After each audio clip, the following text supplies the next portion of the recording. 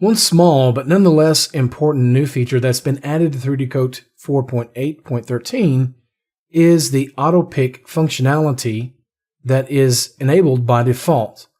What this does is allow the user to start sculpting on a multi-component object like the mannequin here, whereas before you would typically have to select the layer first and then begin sculpting. If you wanted to work on another object, again, you would have to select it first. Granted, you could hit the H key as you're hovering over your object and select it. But this automatically picks it as you begin your stroke. So if I want to begin sculpting in the head region here,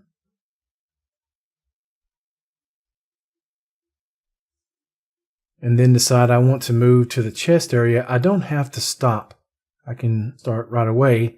And you'll notice the highlight flashes once you initially click on the object. If you want to turn highlighting off, you can go to the geometry menu under highlight, either change the settings or disable it altogether.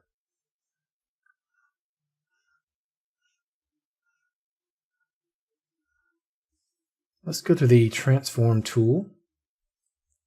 And you have pick by click that you can choose.